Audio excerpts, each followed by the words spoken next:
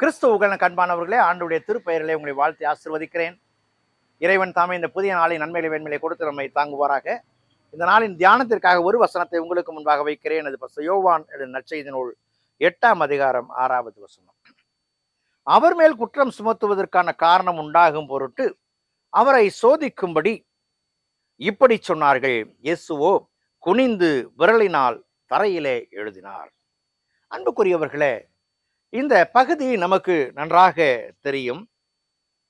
ஒரு பெண்ணை விபச்சாரத்திலே கண்டுபிடித்த வேதபாரகரும் பரிசேயரும் ஆண்டவரிடத்திலே கொண்டு வந்து நிறுத்தி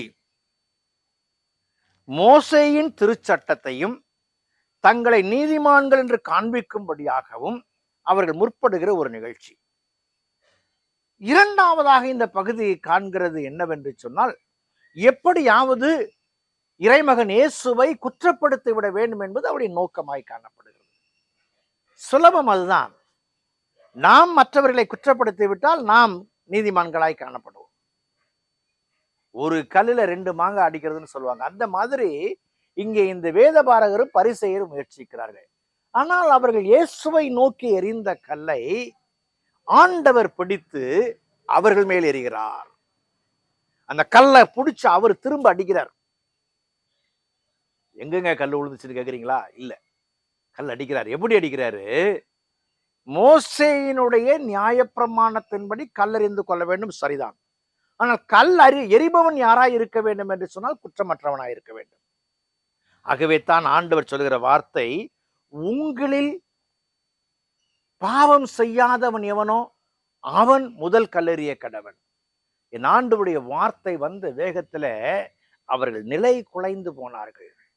இப்படிப்பட்ட ஒரு உத்திரத்தை, இப்படிப்பட்ட ஒரு அஸ்திரத்தை இவர்கள் கேட்கவில்லை, எதிர்பார்க்கவில்லை.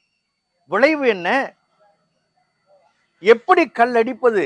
மனசாட்சி, the conscience ready to speak to them. விளைவு கல்லை கீழே போட்டாங்க, கல்லை கீழே போட்டாங்க. அன்புக்குரிய விசுவாசியே, குற்றம் சுமத்த வந்தவர்கள் குற்றவாளியானார்கள். குற்றம் சுமத்தப்பட்டவள் பாவம் நீங்கி மீட்கப்பட்டவளாய் மாறினாள். இதுதான் ஆண்டவருடைய கரத்தின் வலிமை, வல்லமை. இன்றைக்கு நீங்களும் நானும் இறை சமூகத்தில் வரும் பொழுது மாற்றப்பட்ட மக்களாய், மாற்றம் பெற்ற மக்களாய், இறைவனுக்கு உகந்த பிள்ளைகளாய் நம்மை வாழ அர்ப்பணிப்போம். கடவுள் ஆசீர்வதிப்பார். ஜெபம் செய்வோம். கிருபை நிறைந்த நல்ல ஆண்டவரை, இந்த நாளுக்காய், இந்த வேளைக்காய் நன்றி செலுத்துகிறோம். நாங்கள் மற்றவர்களை குற்றம் சுமத்துகிறவர்களாய் அல்ல கர்த்தாவே, குற்றம் நீங்கி குற்றத்திலிருந்து மற்றவர்களை விடுவிக்கிற பிள்ளைகளாய் வாழ உதவி செய்யும். உம்முடைய கரம் எங்களை நடத்தட்டும். கிறிஸ்து இயேசுவில் ஜெபிக்கிறோம், ஜெபக்குள்ள பிதாவே, ஆமென்.